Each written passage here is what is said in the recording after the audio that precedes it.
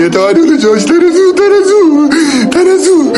ከመጠን በላይ ኑሮ ንቀቱ በዝቶ ማናለብኝ ባይነቱ እንደ ልብ ተናጋሪው ጸባጫሪው ሀይ የሚለው ጠፍቶ ብዙ ነገሮች እየተደረጉ ነው ያለው። አሁን ይህ ሰዓት በተሰማ መረጃ እንዳልካቸው ዘነበ በቁጥጥር ስር ውሎ እንደነበርና እዚህ ጋር የምትመለከቷቸው ግለሰብም ራሳቸውን መሪጌታ ጽጌና መሪጌታ ሚስጥር ብለው የሚጠሩ ማለት ነው በቁጥጥር ስር አሁን ላይ እንደዋሉ የኢትዮጵያ ኦርቶዶክስ ተዋሕዶ ቤተክርስቲያን መገናኛ ብዙሃን በሰፊው እየዘገቡት ይገኛሉ። ቤተክርስቲያን የሌለችባት ሀገር በድን ናት። አሁንም ማወራው እንደዛ ነው። በድን ይሸጣል። ለዛ ነው ሀገራችን አሁን ቤተክርስቲያንን አምዘግዝጋ ለመጣል ስትፈልግ እየሸተተች ሄደች። እንኳን ደስ አላችሁ እልልልል በሉ ኦርቶዶክሳውያን። እጅግ ደስ የሚል መረጃ ነው ይዤላችሁ የመጣሁት።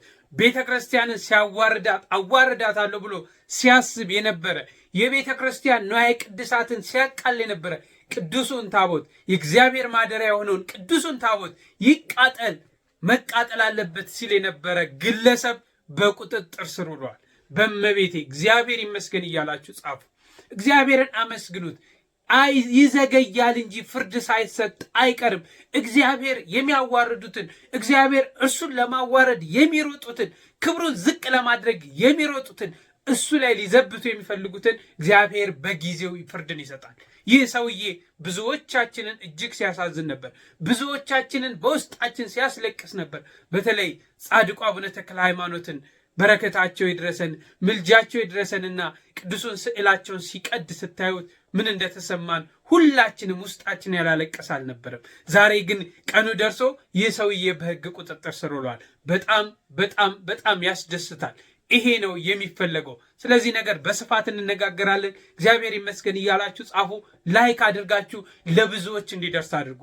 ሼር ላይክ አድርጉት። ይህ ቪዲዮ ላይክ ሳታደርጉ እንዳታልፉ። ይቅርታ በደስታ ስለሆነ ሰላምም አላልኳችሁም። እንዴት አላችሁ? በመላው ዓለም የምትገኙ ውድ የኢዮአብ ሚዲያ ተከታታዮች እስከ መርሃ ግብሩ ፍጻሜ ድረስ አብራችሁኝ ቆዩ። ብዙ ነገር እንመለከታለን። ይህ ግለሰብ እንዴት በቁጥጥር ስር ዋለ? ምንድነው ያደረገው ነገር የሚለውን ተመልክተን እንመለስ። ይህ ሰዓት በተሰማ መረጃ እንዳልካቸው ዘነበ በቁጥጥር ስር ውሎ እንደነበርና ቃሉን ለፖሊስ ሰጥቶ እንደተለቀቀ መረጃዎች ወጥቷል። እንዲሁም እኚህና እዚህ ጋር የምትመለከቷቸው ግለሰብም ራሳቸውን መሪጌታ ጽጌና መሪጌታ ሚስጥር ብለው የሚጠሩ ማለት ነው በቁጥጥር ስር አሁን ላይ እንደዋሉ የኢትዮጵያ ኦርቶዶክስ ተዋሕዶ ቤተክርስቲያን መገናኛ ብዙሃን በሰፊው እየዘገቡት ይገኛሉ። እንደ ዘገባው ከሆነ ታዲያ አቶ ጽጌ ስጦታውና አቶ ሚስጥረ መዝገቡ ብለው የሚጠሩ ግለሰቦች በቅድስት ቤተክርስቲያን ስርዓተ እምነት ላይ በወንጀል የሚያስጠይቅ ድርጊት ፈጽመዋል በሚል ተጠርጥረው በሕግ ቁጥጥር ስር መዋላቸውን ኢኦቲሲ ብሮድካስቲንግ ሰርቪስ ዘግቧል። ታዲያ ከነሱ በተጨማሪም ታዲያ እንዳልካቸው ዘነበ በቁጥጥር ስር ውሎ ለፖሊስ ቃሉን ሰጥቶና በዋስ መለቀቁን የወጡ መረጃዎች አሳይተዋል። በዚህ ጉዳይ ላይ ተጨማሪ መረጃን ወደ እናንተ አደርሳለሁ። የኢትዮጵያ ኦርቶዶክስ ተዋሕዶ ቤተክርስቲያን እምነቴ ተነክቷል በወንጀል ያስጠይቃቸዋል ያለቻቸውን እነ ዲያቆን ጽጌ ስጦታውንና ሌሎች ሁለት ግለሰቦች በጠበቃ በኩል ከሳ ዛሬ ሁለቱ በሕግ ቁጥጥር ስር እንደዋሉና አንዱ ከአሁን በፊት ቀርቦ በዋስ እንደተለቀቀ ነው እየተነገረ ያለው ሶሻል ሚዲያ ላይ በሰፊው። ለመሆኑ መጅልስ ጠበቃ አለው ወይ? የባለሴጋው የፎይ የኦርቶዶክሱ ሰውዬ ከምን ደረሰ? በነገራችን ላይ እነ ዲያቆን ጽጌ ስጦታው እኩል ከነ ባለሴጋው እፎይ ጋር ሃይማኖት ተሳደቡ ተብሎ በሕግ ቁጥጥር ስር ሲውሉ በጣም ነው የገረመኝ። ኦርቶዶክስ የሆነ ነገር ሲሆን ሕጉ ቶሎ ብሎ ይሰራል። ነገር ግን አንድ ኦርቶዶክስ የሆነ ሰው የሌላ መብት ከነካ እንዴ ኦርቶዶክስ አይደለም እንዴ ሲኖዶስ ተነካ ተቋም ተነካ ነው የሚባለው? እንዴት ነው ነገሩ ነው? ኢትዮጵያውነት በዚህ ያዛልቃሉ ነው። በዚህ ሰዓት ሰበር የተባለ መረጃ ኢኦቲሲ ሚዲያ ማዕከል ወደ ህዝቡ አሰራጭቷል። ይህም በኢትዮጵያ ኦርቶዶክስ ተዋሕዶ ቤተክርስቲያን ላይ በአፋቸው ሲጸዳዱ የነበሩ እኚህ ግለሰብ በዚህ ሰዓት በቁጥጥር ስር እንግዲህ እንደተከታተላችሁት ነው። ሶስቱም አካላት በቁጥጥር ስር መዋላቸው ተገልጿል። በተለይ ደግሞ እንዳልክ በቁጥጥር ስር ውሎ በዋስትና እንደተፈታና እየታየ እየተመረመረ እንደሆነ ነገም ከነገ ወዲያም ሊመለስ ወደ እስር ሊመለስ እንደሚችል ነው እየተነገረ የሚገኘው። እንግዲህ ቤተክርስቲያን አንዳንዴ እዚህ ጋር ማስተዋል የሚገባል ሁላችንም ከኔም ጀምሮ ቤተክርስቲያን ለምን ህጓን አታስከብርም? ምንድን ነው የምትሰራው? ህግ ክፍሉ ምንድን ነው? እስከ መቼ ነው እንዲህ አይነት ቤተክርስቲያን ላይ እየተደፋፈርን የምንኖረው የሚሉ ነገሮችን በጋራ ሁላችንም ስናሰማ እንደነበረ የሚታወስ ነው። ነገር ግን እኛ ቤተክርስቲያን በጥበብ የምትሄድ በማስተዋል የምትሄድ ጩኸቶች ስለበዙና ጩኸቶች ዝም ስላሉ መብቷን የማታስከብር ቤተክርስቲያን አይደለችም። መብቷን የምታስከብር ቤተክርስቲያን ነው። እኔና እናንተ ስለ ጮን ሳይሆን ታውቃለች። በመንፈስ ቅዱስ የምትመራ ቤተክርስቲያን ስለሆነች ሁሉም በረሳበት ሁሉም ዝም ባለበት ሰዓት አነፍንፋ ሰዎቹ ተረስተናል የለንም። በሰዓቱማ ሊያዙ ቢሞክሩ ሁሉ ይጠፉ ነበር እንደ ሰውኛ ብናስበው። ነገር ግን ተረስተናል ምንም አያመጡም ብለው ድጋሚ ሌላ ሁለተኛ ሩጫቸውን ሊጀምሩ ሲሉ እግዚአብሔር ረድቷቸው ካሉበት ጎሬ ካሉበት ጉድጓድ ተጠንፍገው ዛሬ በተለይ እነዚህ ሁለቱ ራሳቸውን መርጌታ ጽጌና መርጌታ መዝግቡ ነኝ ብለው የሚጠሩ አካላቶች ቤተክርስቲያን ላይ ተጫውተዋል። በተለይ ይሄ መርጌታ መዝግቡ ነኝ እያለ ራሱን የሚጠራው አካል ቤተክርስቲያንን ምን ያህል እንዳዋረደ ሎቱ ስብሐት። የጻድቁን የአቡነ ገብረ መንፈስ ቅዱስን የአቡነ ተክለ ሃይማኖትን ይቅርታ ቅዱሱን ስዕል በአደባባይ ሳያፍር ወጥቶ የቀደደ እስቲ ራሱን ያድን እያለ የአዲስ አበባ ታቦታትን ሰብስቤ በመስቀል አደባባይ አቃጥላለሁ ብሎ እንዲህ አይነት ጸያፍ ቃላትን ሲናገር የነበረ ሰው ማለት ነው። እግዚአብሔር ግን ቀን አለው፣ እግዚአብሔር ግን ዕለት አለው፣ እግዚአብሔር ግን ሰዓት አለው የሚፈርድበት ሰዓት። ገና ይህ ሰው ዛሬ በምድር ነው በእስር ቤት አደለች። ሰማያዊት የሆነች ቤተክርስቲያን በምድር ነው ፍትህ ልትጠይቅ ሄደችው። ሰማያዊ አምላክ ግን ይህንን ሰው ፍርድ ይሰጠዋል። ጻድቁ አቡነ ተክለ ሃይማኖት በእውነት እንደዚህ ቅዱሱ ስዕላቸው ተቀደው ዝም አይሉም። ዛሬ ስለሚመስልን ዛሬ በደስታ ብናልፍ ዛሬ ነገር ግን በእውነት የቤተ ክርስቲያን አካላትን እጅግ አድርገን እናመሰግናለን። በተለይ እነ ጠበቃ እያሌው የሚሰሯቸው ስራዎች ሰፊ ስራዎችን በቤተ ክርስቲያን እየሰሩ ነው። ይህም ምንድን ነው ካልን ብፁዕ አቡነ አብርሃም እንግዲህ ለቤተ ክርስቲያናችን ሁልጊዜ የሚጮሁ ታላቅ አባት ናቸው። የጠቅላይ ቤተ ክህነት ዋና ስራ አስኪያጅ የባህር ዳር ሀገረ ስብከት ሊቀ ጳጳስ ናቸው። ብፁዕ አቡነ አብርሃም እንግዲህ አሁን ደግሞ እነዚህን አካላቶች በማቋቋም የህግ ክፍል በማቋቋም ለሲኖዶስ በማቅረብ ያጸደቁት እሳቸው ናቸው፣ ብፁዕነታቸው ናቸው። ብፁዕነታቸው በየጊዜው ስለ ቤተ ክርስቲያን ይናገራሉ። እንደውም አንዳንድ ነገር እስቲ ላስቃኛችሁ ስለ ብፁዕ አባታችን። ቤተ ክርስቲያን ታግሳለች፣ ቤተ ክርስቲያን ትታገሳለች። ትዕግስቷን ደግሞ ማን ሊፈታተነው አይገባም። ትዕግስቱ የጋራ ሲሆን መልካም ነው። ትዕግስት በቀኝም በግራም በተቃራኒ ወገን ያለውም አብሮ ሲስማማ ትዕግስቱ ፍጹም ይሆንና ሰላምን ያመጣል፣ ፍቅርን ያመጣል። በአንድነት ድህነትን ብቻ ለመዋጋት እንድንቆም ያደርገናል። ስለዚህ ጠንቅቀው እንዲያውቁ ንጉሥ አግሪጳ ሆይ ይላል ቅዱስ ጳውሎስ፣ ጠንቅቀህ ታውቃለህ ክርክሩን ምኑን ብሎ ነው የምዘረዝረው። የዚችን ቤተ ክርስቲያን ማንነት ጠንቅቀው የማያውቁ ጠንቅቀው እንዲያውቁ፣ ጠንቅቀው ለማወቅ ከተነሱ ብዙ የሚያውቁት ነገር አላት። ቤተ ክርስቲያን ኢትዮጵያዊት ነች። ቤተ ክርስቲያን ሀገራዊት ነች። ይህንን ስንል ስሙን ብቻ ሳይሆን በእምነቷም ውስጥ ያለውን ከእምነቷም ውጭ ያለውን ሁሉንም በማህበራዊ አኗኗሩ በፍቅር በአንድነት አስራ አንድ አድርጋ ይዛ የኖረች ይዛም የምትኖር ስንዶ እመቤት ነች። ስለዚህ ይህንን እንዲያውቁላት፣ አትፈትኗት፣ ትዕግስቷንም አታስጨርሷት። ምክንያቱም እኛ መዋጋት ካለብን እርስ በርስ ሳይሆን ድህነትን እንዋጋው፣ ድንቁርናን እንዋጋው። ቤተ ክርስቲያን ድንቁርናን ከመጠን በላይ ኑሮ ንቀቱ በስቶ ማናለብኝ ባይነቱ እንደ ልብ ተናጋሪው ጸባጫሪው ሀይ የሚለው ጠፍቶ ብዙ ነገሮች እየተደረጉ ነው ያለው። አሁን በሰማሁት ባለኝ መረጃ ቤተ ክርስቲያን ዘቅዝቆ እሳት ያያያዘ በሚገርም መልኩ መስቀል ዘቅዝቆ አንገቱ ላይ እያጠለቀ ኢትዮጵያ ምድር ላይ ሊዘፍን ተዘጋጅቷል። ግብዣም ተደርጓል። ይሄ የሰዎችን መብት መንካት ስለማንችል እንደ ኢትዮጵያውያን እገሌ ወገሌ ሳይሉ ከእንዲህ አይነቱ ማንም ተካፋይ ሳይሆን እንደ ኦርቶዶክሳውያን ደግሞ የኦርቶዶክስ ልጆች ለጸሎት ታውጇል። ለጸሎት ለጾም ራስን ከማዘጋጀት ውጭ ይሄ ለምንም ምን ትርፍ የሌለው ከሳንቲም ውጭ ትርፍ የሌለው የሀገርን ገጽታ የሚንድ አባቶቻችን ቅድሚያ የሚሰጡት ለጾም ነው፣ ለጸሎት ነው፣ ለሰላም ነው፣ ለፍቅር ነው። ውሃ ሙላት እያሳሳቀ ይወስዳል ይላሉ አባቶቻችን። በዘፈንና በዳንቸራ እያሳሳቀ ወደ ሞት ወደ ማይበሉ ወደ ሌላው የሚገፋን ነገር ተሳታፊ መሆን ቤተ ክርስቲያን አትፈቅድም። የሃይማኖት ሰዎችም ድርሻም አይደለም። እኔ ምን አገባኝ በሚል በዘመናዊ ስሜት ዝም ብሎ እንደ ልብ ተካፋይ መሆኑ በእግዚአብሔር ዘንድ ነውር ነው፣ ወንጀልም ነው። ጸባጫሪ መሆንም አስፈላጊ አይደለም። በቤታችሁ ሰብሰብ ብላችሁ ተቀመጡ። የሚመለከተው እንደፈለገ ይሁን። ኦርቶዶክሳውያን ግን ከቤታችሁ ከቤተ ክርስቲያናችሁ ተገኝታችሁ ጸልዩ፣ እግዚአብሔርን ለምኑ። አብረን ተያይዘን እንዳንጠፋ የኖህን ዘመን እናስታውሰው። ኖህ ትእዛዙን በመጠበቁ ድኗል። አይ ምን አለበት ነገ ከነገ ወዲያ ንስሐ እንገባለን ብለው በዕለታዊ ፍትወትና በዕለታዊ ምኞት የተቃጠሉ ደግሞ አወዳደቃቸው ከፍቷል። ስለዚህ የኖህን ዘመን መልሰን መጥራትና መሳብ የግብሩም ተካፋይ መሆን የኛ የኦርቶዶክሳውያን ድርሻ ስላልሆነ በዚህ በወርሃ ጳጉሜን በተወሰኑ በስድስቱ ቀናት ውስጥ የተቀደሰ ዘመን እንዲሰጠን፣ የሰላም ዘመን እንዲሰጠን፣ የፍቅር ዘመን እንዲሰጠን፣ የመተሳሰብ ዘመን እንዲያደርግልን፣ የአንድነት ዘመን እንዲያደርግልን፣ ብሶተኛ የማይኖርበት ዘመን፣ ተራብኩ፣ ተጠማው፣ ተፈናቀልኩ፣ ተሰቃየው፣ ተንገላታው የሚል የማይኖርበት ዘመን፣ በአንድነት ኢትዮጵያውያን በክብር በፍቅር በነፃነት የምንኖርበትን ዘመን እግዚአብሔር እንዲሰጠን በእውነት የብፁዕ አቡነ አብርሃም በረከታቸው ይድረሰን። ብፁዕነታቸው እንግዲህ በየተለያየ ጊዜ ለቤተ ክርስቲያን ድምፅ ያልሆኑበት ሰዓት፣ ያልተናገሩበት ሰዓት፣ ቤተ ክርስቲያን ተደፍራለች ያላሉበት ሰዓት የለም። ሲኖዶሱም ያው በየጊዜው ይጮሃል።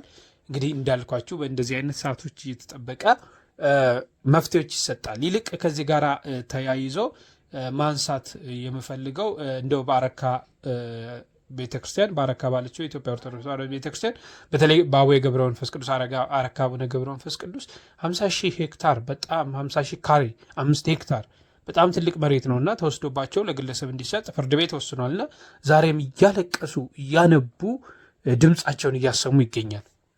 የተዋሕዶ ልጆች ተነሱ ተነሱ ተነሱ። ወላይታ ላይ መንግስት አረካ ከተማ ላይ የአቡነ ገብረ መንፈስ ቅዱስ ቤተክርስቲያን ይዞታ እየቀማ ለሌላ ግለሰብ እየሰጠ ይገኛል። ለአንድ ባለ ሀብታም ለመስጠት በግድ እየወሰደ ይገኛል። ይህ ትክክል አይደለም። የአረካ ቤተክርስቲያን ፍትህ አታለች። በእናታችሁ ድረሱ። ይህ ድርጊት ቤተክርስቲያኒቷን ለማጥፋት አቅዶ የሚሰራ ሴራ ነው።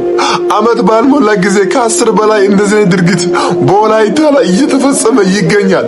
እኛ ምን ስለሰራ ነው ሁሌ በእኛ ላይ እንደዚህ አይነት ግፍ የሚፈጸመው? እንዴት የቤተ ክርስቲያኒቷን ይዞታ መንግስት እንዴት ይቀማል? ይህ ነውር ነው። እጃችሁን ከቤተ ክርስቲያን አንሱ። በዚህ ሰዓት ካህናት፣ ዲያቆናት፣ ምዕመናን ሁሉም እያለቀሱ ይገኛሉ። አንገት ላይ ማተብ አስረ ስለ ቤተ ክርስቲያን ድምፅ ካልሆንክ አንተም የቤተ ክርስቲያን ጠላት ነህ፣ አንቺም የቤተ ክርስቲያን ጠላት ነሽ።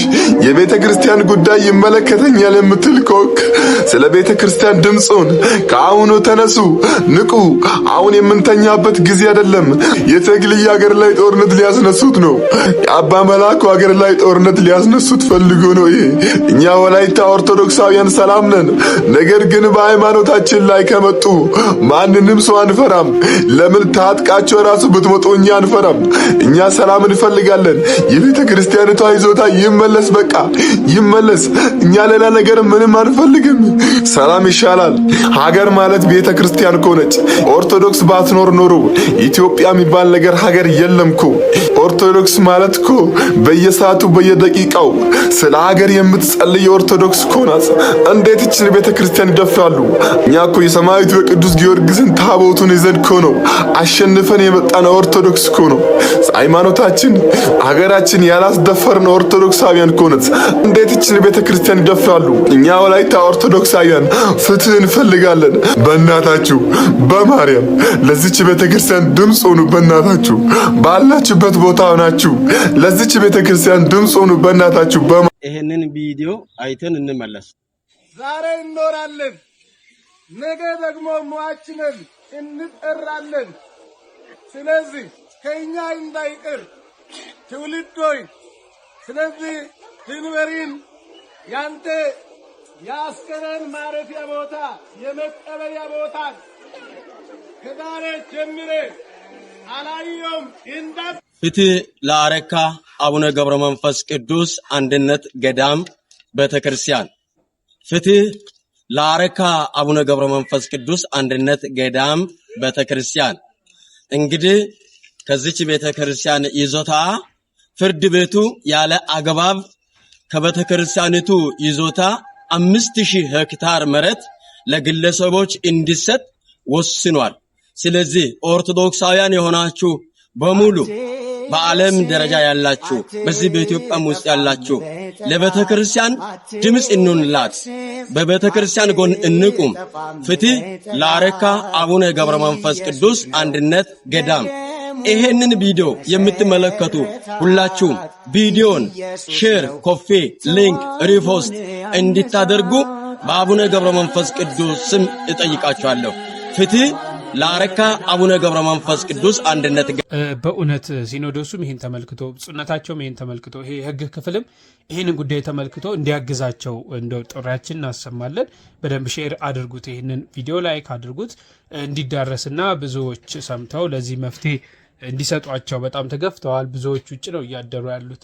ድምፃቸውን በየዕለቱ እያሰሙ ስለሆነ እዛች ያለችዋን ቤተክርስቲያን የኛው ስለሆነች ድምፃቸውን እያሰሙ ነው። እንድንረዳቸው ላለው እንግዲህ ነገ የሚከበረው የሆሳዕና በዓል አለ። በሆሳዕና በዓል ሁላችሁም ታስታውሳላችሁ መቼም በእጃችሁ ቀለበትን የመስቀል አምሳያ እየተሰራ ግንባራችን ላይ እናደርጋለን። እነዚህን ቀለበቶች ለምንድን ነው የምናደርገው? ሚስጥሩ ምንድን ነው?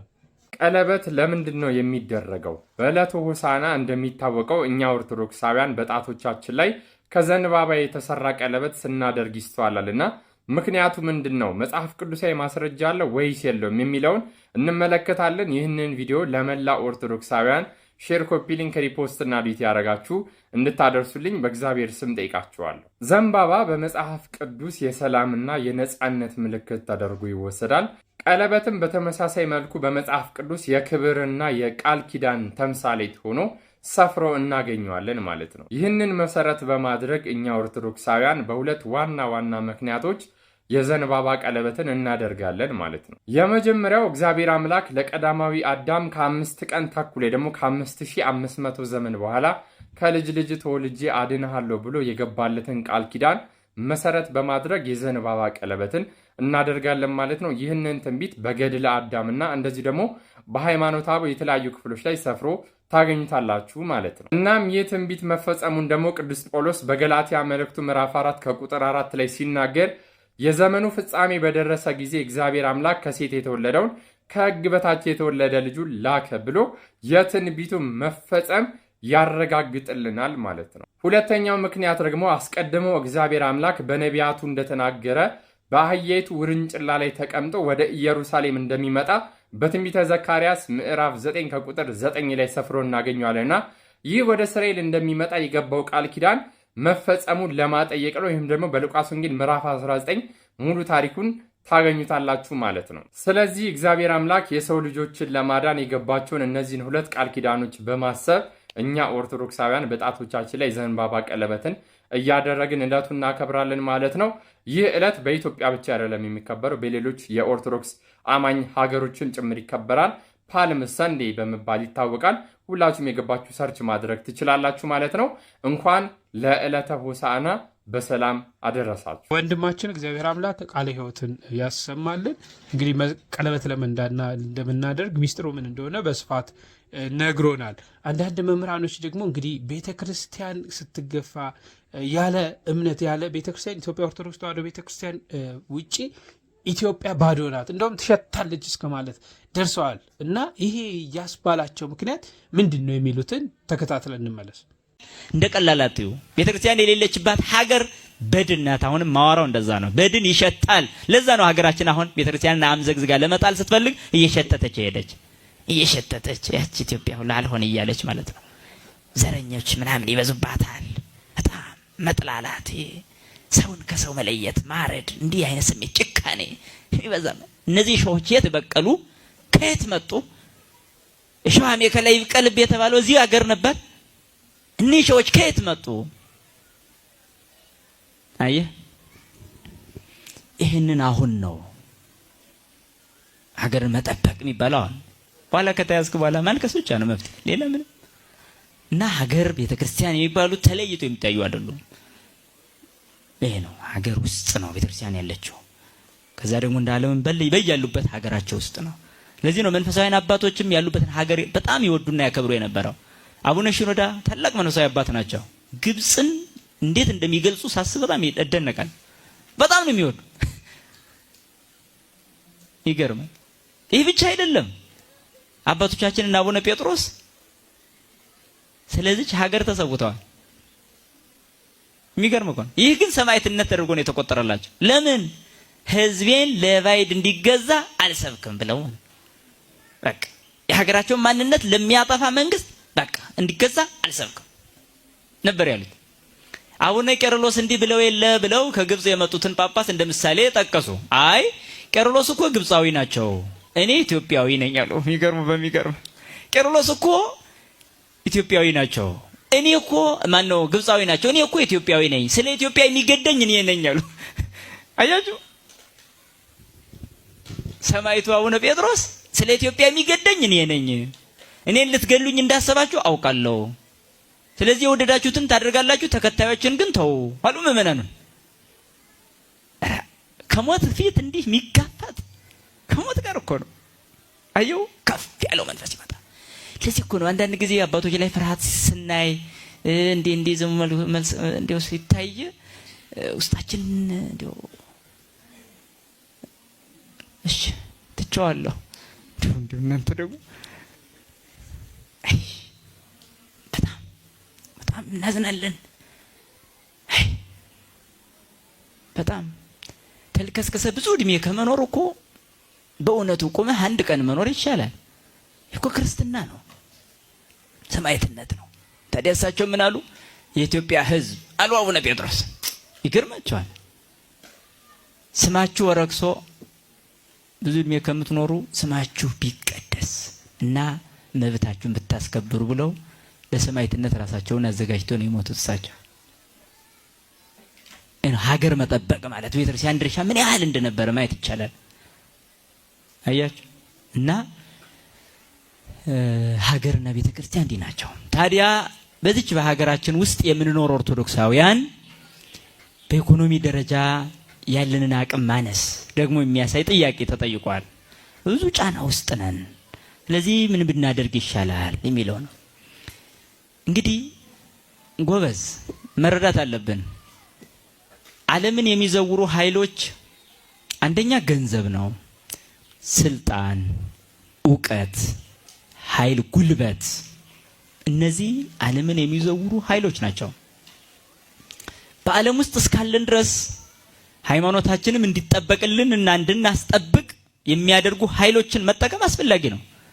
ስልጣን አንዱ የዓለም ጉልበት ነው። ዓለምን የሚዘውር ሀገርን የሚዘውር ነው። ስልጣን ቀላል እንዳይመስላችሁ። በዚህ ዓለም ያለው ስልጣን ራሱ ማለት ነው። ያ በክርስትና ሲቃኝ ዓለምን ያድናል። ያ በክፉ መንፈስ ሲቃኝ ደግሞ ዓለምን ያጠፋል። ተመልከቱ። ስልጣን ትልቅ ኃይል ነው። ገንዘብ ሌላው በጣም ኃይል፣ በጣም ትልቅ ሀገርን ዓለምን የሚዘውር ኃይል ነው ገንዘብ። ከዛ ሌላው ዕውቀትም ኃይል ነው። ሌላው ጉልበትም ኃይል ነው። ከነዚህ ኃይሎች መሃል የትኛው ነው ኦርቶዶክሳውያን ላይ ያለው? አሁን በሀገራችን የትኛው ነው ብለን ስናነሳ ከሁሉም ግሉል እየሆነ ነው ማለት ነው። ከስልጣኑም ነፃ ነን፣ ከገንዘቡም ነፃ ነን፣ ከጉልበቱም ነፃ ነን፣ ከስልጣኑም ነፃ ነን።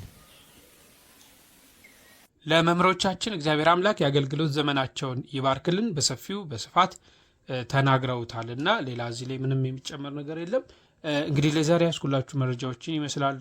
በሌላ መረጃ እስክንገናኝ ላይክ፣ ሼር፣ ሰብስክራይብ እያደረጋችሁ እንድትቆዩኝ እየጠየኩኝ በሌላ መርሃ ግብር እስክንገናኝ እጅግ አከብራችኋለሁ። ቸርን ሰንብት።